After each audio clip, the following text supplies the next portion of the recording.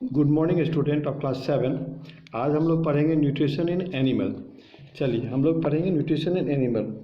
अब यहाँ देख रहे हैं कि यहाँ पे लिखा you have learn that animals can not make their on food and so depend on the plant for there nutritions. This kinds of nutrition is called heterotrophic nutritions and दस एनिमल्स आर हेटेरोट्रॉप्स।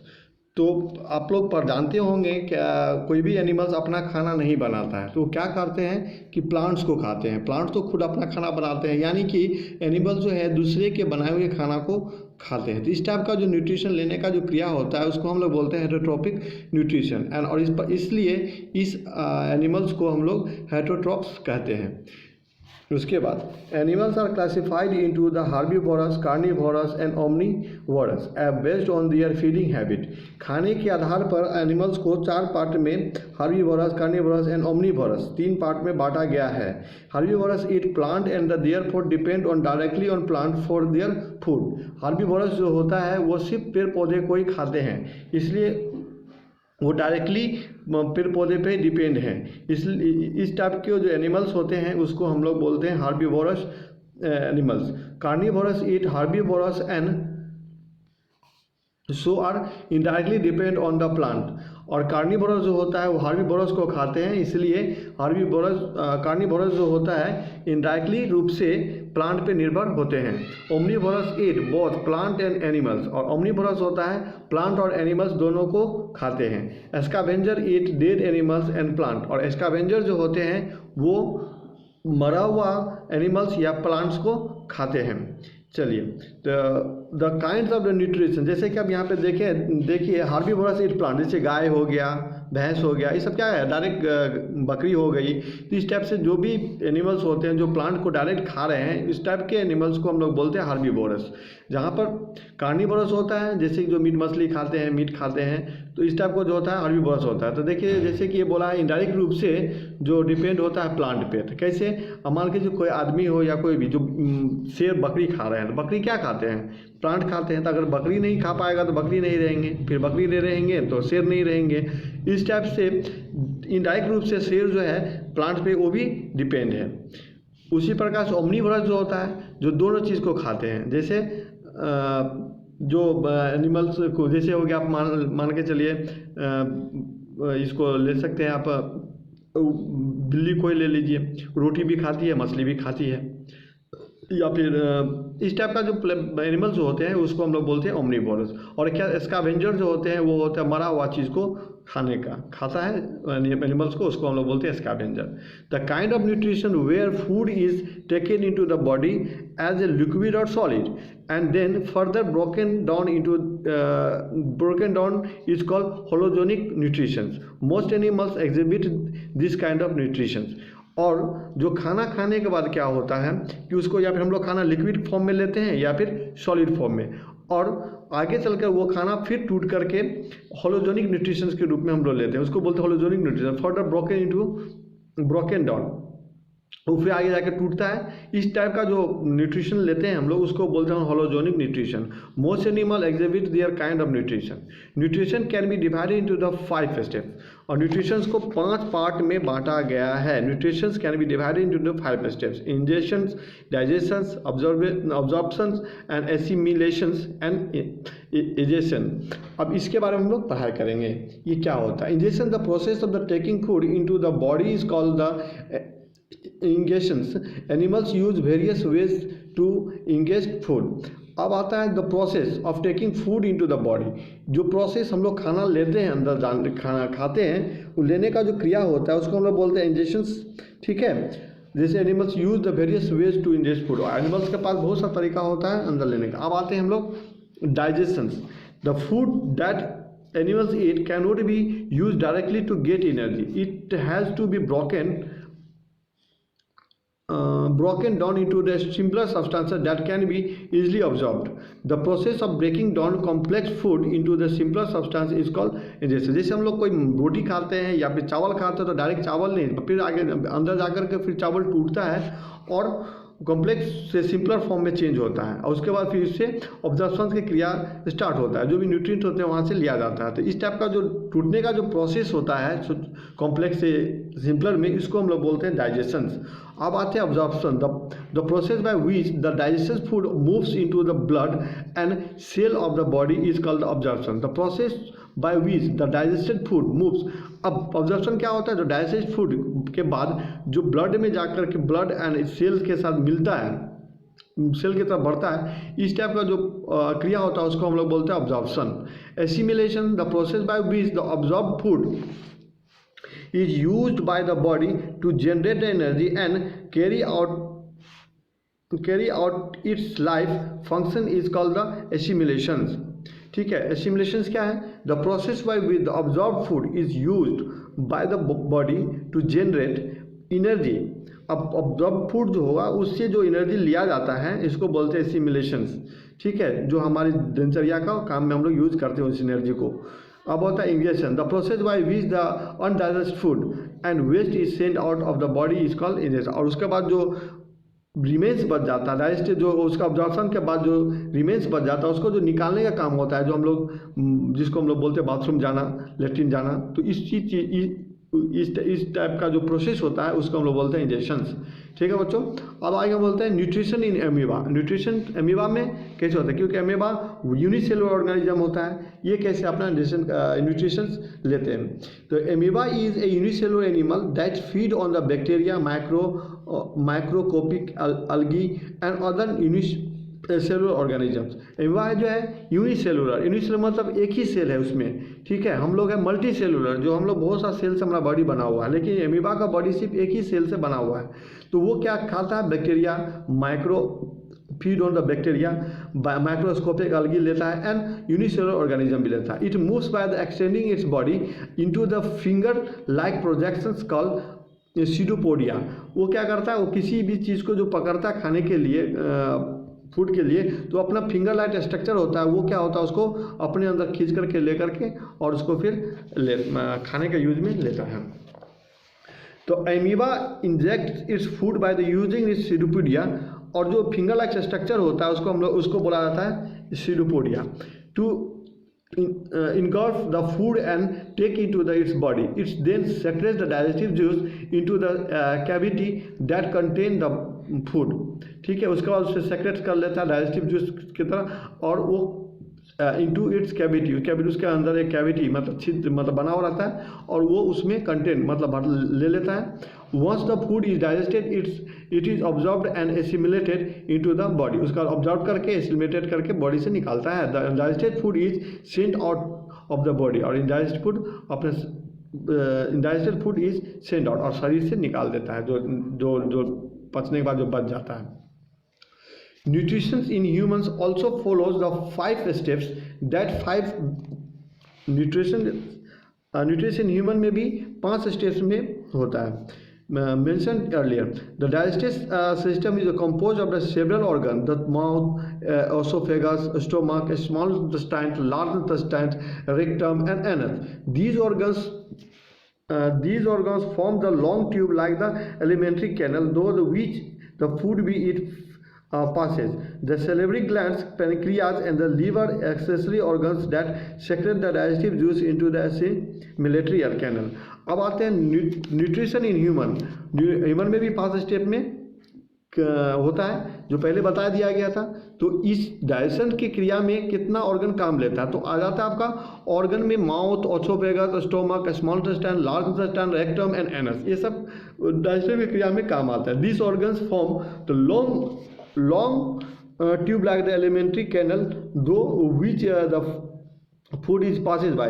और esophagus क्या होता है, जो खाना खाते हैं तो उसमें क्या होता है, एक कैनल की तरह बना हुआ है फूड पाइप, जिसके तरह से अंदर खाना जाता है। The salivary glands, pancreas and the liver are the accessory organ that secrete the digestive juice।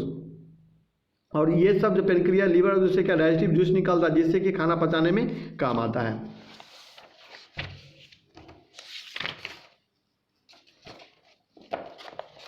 चलिए, अब आता है ingestion and digestion in the mouth. Mouth में क्या क्या होता है। The mouth is the place where the food enters the alimentary canal. The main function of the mouth is to chew the food before it is sent to the oesophagus. The process of the chewing the food is called the mastication. The the salivary glands secrete the saliva into the mouth. The saliva contains the digestive juice that digest carbohydrate. It also moistens the food, making it easier to swallow. Thus, the process of the digestion begins in the mouth. The mouth is also used for the functions like the talking and singing.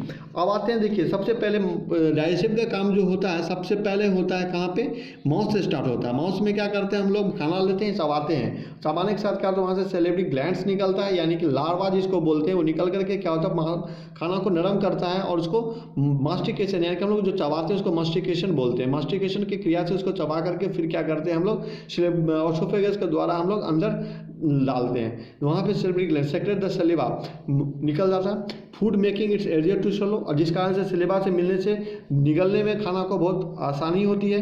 The mouth is use for other function, और mouth का और सारा use होता है जो बोलने में या फिर सिंगिंग करने में काम आता है। आगे आता है टीथ का काम, ठीक है, टीथ का काम। The teeth are use to bite and chew the food, they cut and grind food to break it down into the smaller particles. Since the humans are omnivorous, they have all types of the teeth in their mouth.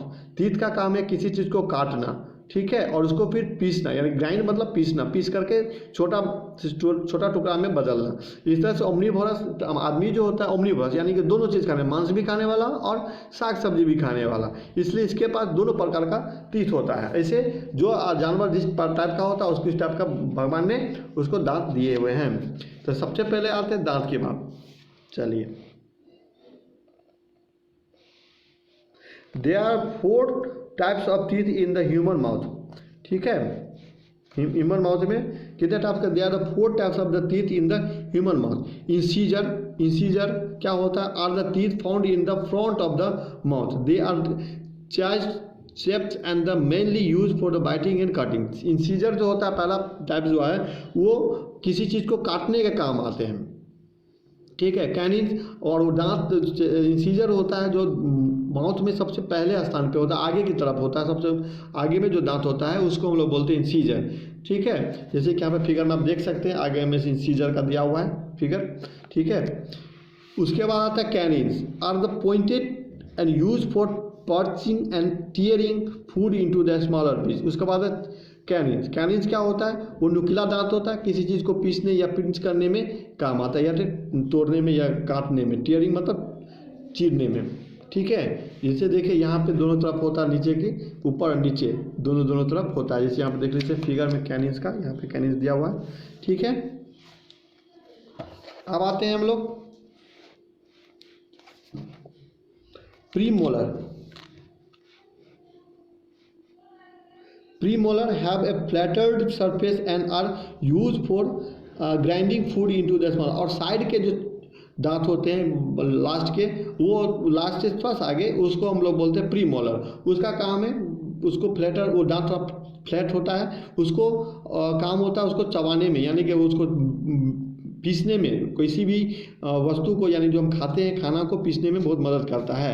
Molar are the smaller to premolar but are larger, they are also use to grind. और ये भी molar भी जो होता है वो भी last का दांत होते हैं, जिसको चौदांत हम लोग बोलते हैं। लास्ट का दांत में वो भी यही काम करते हैं, पीसने का ही, ठीक है। अब आ जाते हैं, look at the model of the human tooth, ठीक है। The teeth are The teeth are coated with the enamel, which is the hardest substances in the body. Beneath the enamel is the dentine, which is the softest. The innermost portions of the tooth is called the pulp. The pulp contains the blood vessels and nerve।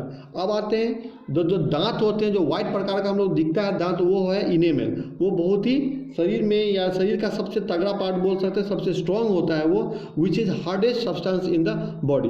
Beneath the enamel, enamel के नीचे जो होता है उसमें होता है dentine, ठीक है। और डेंटाइन उससे थोड़ा सॉफ्ट होता है, which is the soft and the inner most, सबसे भीतर में जो होता है दांत के, वो होता है pulp. Pulp the pulp contain the blood vessels and nerve, और ब्लड वेसल और नर्व वो दांत में ही होता है। कभी दांत में जो दर्द होता है तो इनेमल का फट जाने के बाद वो क्या होता है कि वहाँ पे हवा या फिर किसी चीज़ घुस जाने पे बहुत ज़्यादा दर्द करता है। वही पल्प में जब टच होता है तो बहुत सारा दर्द करता है। ये बहुत सॉफ्ट होते हैं, ठीक है।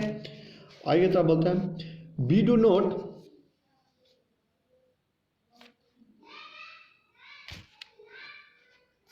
we do not have the same number of teeth at every age of our life. A newborn baby usually has no teeth. Teeth start appearing when the child is just a few months old. These teeth are called the milk teeth. A child will have 20 milk teeth. ठीक है। अब क्या होता है, जो बच्चे जब जन्म लेते हैं उसके पास कोई दांत नहीं होता है। जब कुछ समय बीतने के बाद फिर उसके दांत आना शुरू होता है, तो उस प्रकार का उस टाइम का जो दांत होता है उसको हम लोग बोलते हैं मिल्क टीथ। ठीक, कौन सा teeth? Milk teeth. A child will have 20 milk teeth. बच्चे के 20 मिल्क टीथ होते हैं, ठीक है, प्रत्येक जॉ में। नीचे 2 जॉ होता है, एक लोअर एक अपर। तो लोअर जॉ में क्या होता है 10 होते हैं और अपर जॉ में भी 10 होते हैं, यानी कि 20 मिल्क टीथ होते हैं। इसमें 4 इंसीजर होते हैं, 2 कैनिन्स होते हैं एंड 4 मोलर्स होते हैं। 4 incisor, 2 canines and 4 molars. From the age of the 5 the root of the milk teeth gradually लूजन।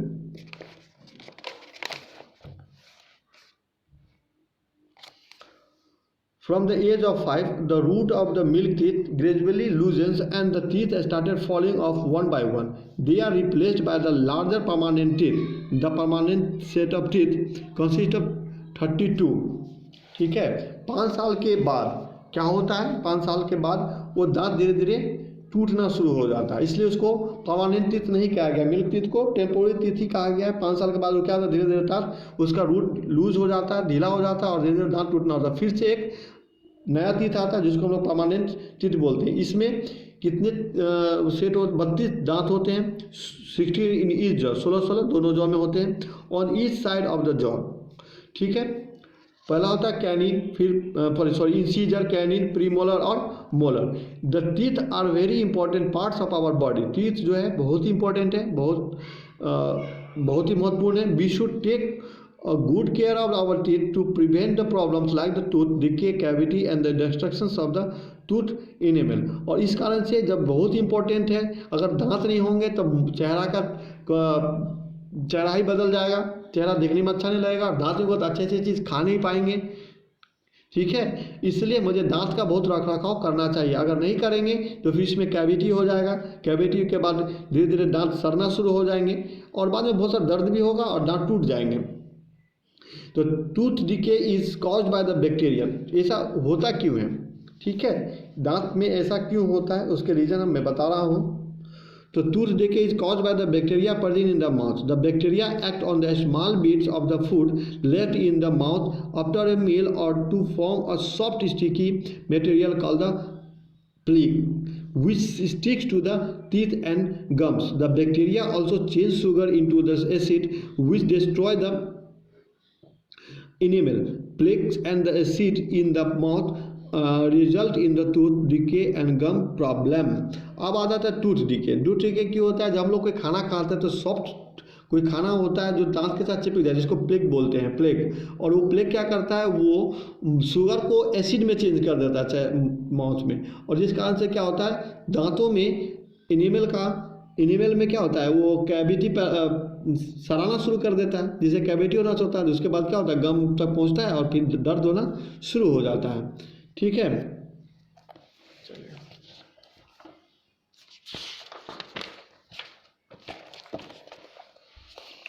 अब आता है टंग की बात, टंग की बारी। ठीक है, टंग क्या होता है, टंग मतलब जीभ होता है। We have learned in the earlier classes that the tongue is the cells organ that helps us taste food. We use the taste bud on the surface of the tongue to differentiate between the sweet, bitter, salty and sour food। याद रखिएगा, टंग का काम होता है test बताना, और test होता है 4 ही प्रकार का। कोई बोलता है बहुत प्रकार का नहीं, टेस्ट होता है 4 ही प्रकार का। वो होता है स्वीट, बिटर, सॉल्टी एंड सोर।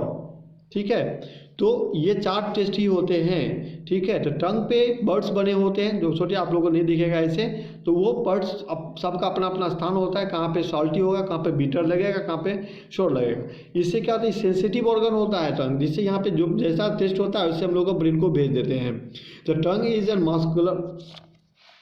muscular organ that help us mix food with the saliva. It also help us roll the chewed food into a ball or a blouse which is pushed towards the back of the mouth where it is swallowed. टंग का और काम होता है कि जब हम खाना चबाते हैं तो वो क्या करता है, ये मिलाने का काम करता है। वो सलीवा को फूड के साथ मिलाता है और नरम होता है, उसके बाद वो ढके मतलब खाना चब जाता है। जब हम लोग निगलने के कगार पर होता है तो जीभ भी क्या करते हैं, उसको पीछे की तरफ धक्का दे करके निगलने में मदद करती है। तो पासिंग थ्रू द स्टोक, उसके बाद क्या होता है, ओसोफेगस के साथ, ओसोफेगस क्या होता है, फूड पाइप है, ठीक है। When the food is swallowed, जब निगल जाते हैं, a flap called the epiglottis prevent the food from the entering the windpipe, ठीक है, and choking the persons. The swallowed food enters a long muscular pipe like the organ called a esophagus that connect the stomach to mouth. The swallowed food travel to the stomach because of a wave-like motions in the wall of the esophagus called पेरिसिस्टल। देखिए पेरिसिस्टल होते हैं, और क्या कहते हैं, उसके बाद खाना अंदर की तरफ जाता है तो ओसोफेगस के द्वारा वो कनेक्ट रहता है हमारा माउथ, और वो ओसोफेगस में जा कर के फिर खाना निकलना शुरू हो जाता है और अंदर जाना शुरू हो जाता है। तो swallowed food travel to the stomach, और स्टोमक तक जाता है because of wave like motions, ठीक है। वेव लाइक मोशन देखिए, ये इस टाइप का मोशन होता है, इस टाइप का, इसको बोलते हैं वेव लाइक मोशंस, ठीक है। इस टाइप से वो जैसे यहाँ पे जैसे नीचे ऊपर होकर के जा रहा है, तो इस टाइप, इसको हम लोग बोलते हैं पेरिसिस्टल्स।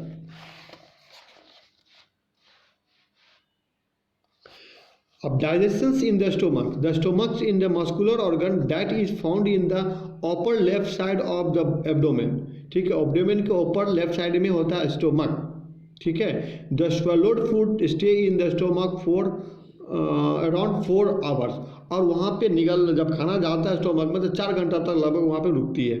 The wall of the stomach secretes the digestive juice, acid and mucus, और वॉल ऑफ द स्टोमक में क्या होता है, एसिड और डाइजेस्टिव जूस है, ये जो खाना जलाने का काम करता है, पचाने का काम करता है, वो एसिड है। तो एसिड और म्यूकस वहाँ से सेक्रेट होता है, निकलता है वॉल ऑफ द स्टोमक से, ठीक है। The digestive juice digest protein into the food to simpler substance. Digestive juice क्या करता है, प्रोटीन को सिंपलर सब्सटेंस में चेंज कर देता है। Digestive protein in the food to simpler substances, or the acid kills the bacteria and other germs that are present in the swallowed food. It is also help the digestive enzymes to carry out their functions. Acid क्या काम करता है, जब acid secret होता है तो जो भी हम खाना खाते हैं उसमें कोई भी बैक्टीरिया खराबी पहुंचाने वाला हमारा शरीर को होगा तो उसको क्या करता है, खत्म कर देती है, और ये और हेल्प करता है डाइजेस्टिव एंजाइम को कैरी करने में और आगे का काम करने में, ठीक है। The mucus coat the wall. The mucus coats the wall of the stomach and prevent it from being digested by the digestive juice, ठीक है। म्यूकस कोटेड, म्यूकस क्या करता है, वाल को यानी स्टोमक के वाल पे छा जाता है, ठीक है, चिपक जाता है, जिस कारण से एसिड निकलने पे भी उसके वाल को कोई इफेक्ट नहीं हो पाता है। The wall of the stomach also contract and relax, thus the helping to mix the digestive juice with the food, और इस टाइप से जब चिपका रहता है तो वो डाइजेस्टिव जूस के साथ वो मिलने में मदद भी करता है। The food is made into the semi solid called the chyme which is then pass to the small intestine, उसके बाद मिल करके वो स्मॉल इंटेस्टाइन की तरफ बढ़ता है फूड खाना। The small intestine is a long, narrow coil tube that is around 7 meters long and found in the lower abdomen. Lower abdomen में 7 मीटर लंबा, ठीक है, स्मॉल इंटेस्टाइन का ऑर्गन होता है। The greater part of the digestion and the absorption takes place in the small intestine, और सबसे ज़्यादा पार्ट डाइजेशन का स्मॉल इंटेस्टाइन में ही होता है। तो wall of the small intestine secrete the digestive juice the liver secrete the which is store in the gall bladder, bile is secreted, वहाँ पे लीवर क्या करता है, सेक्रेट करता है जूस को, bile which is store in the gall bladder में secrete होता है, सेक्रेट बाइल जूस को सेक्रेट करता है। Bile is release into the small intestine when the needed, और जब जरूरत पड़ता है तो बाइल भी सेक्रेट, बाइल जूस जो है सेक्रेट करता है। Pancreatic juice are secreted by the pancreas into the small intestine, और पेनक्रियाटिक जूस भी पेनक्रियाज के द्वारा स्मॉल इंटेस्टाइन में सेक्रेशन होते हैं।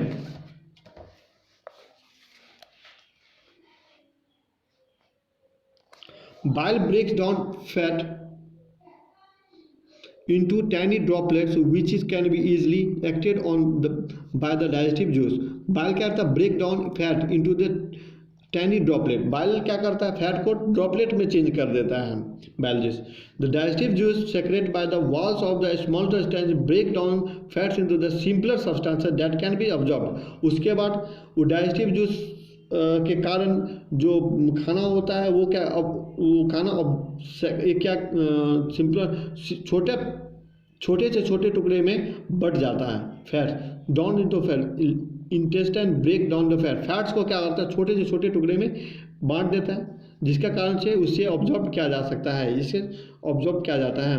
The pancreatic juice breaks down the starch into the simpler sugar, और पेनक्रियाटिक जूस स्टार्च को sugar में चेंज करता है, एंड प्रोटीन में भी, और and fat into the simpler substance, और फैट को भी सिंपलर सब्सटेंस में चेंज करता है।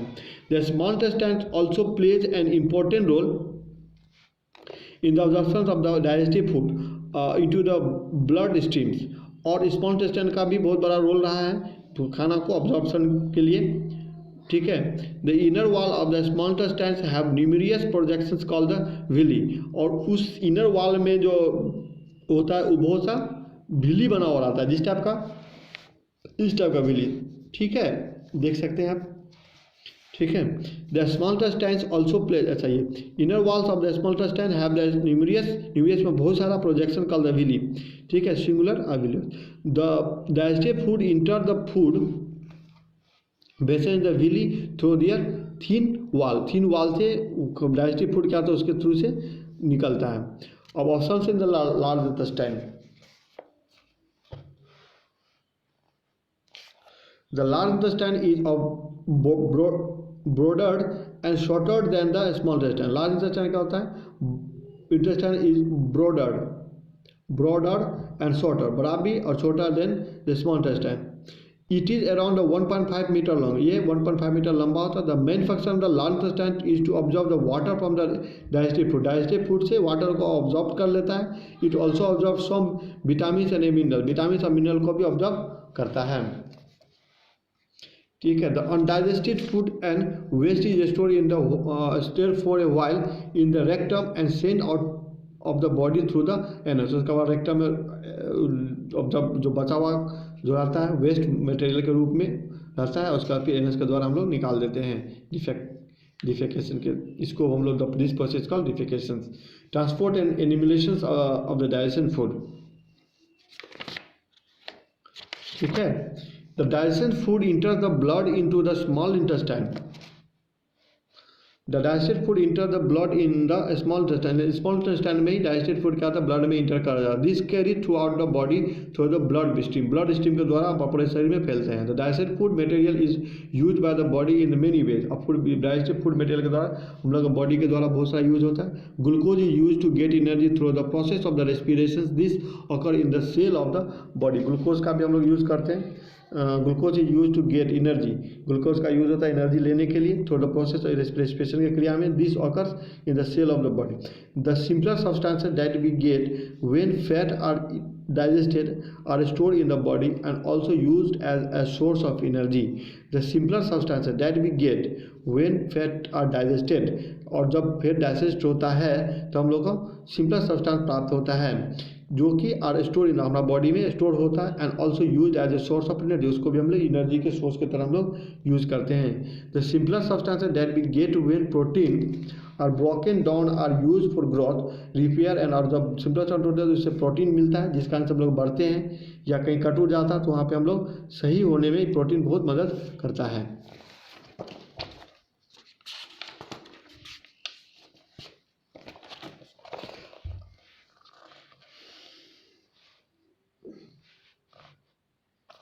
अब आता है nutrition in ruminant. Have you seen the cow और goat lying down in the shed and chewing? Cows and goat are example of the animals called the ruminant. Ruminant are the animals that bring the food from the stomach back into their mouth for chewing.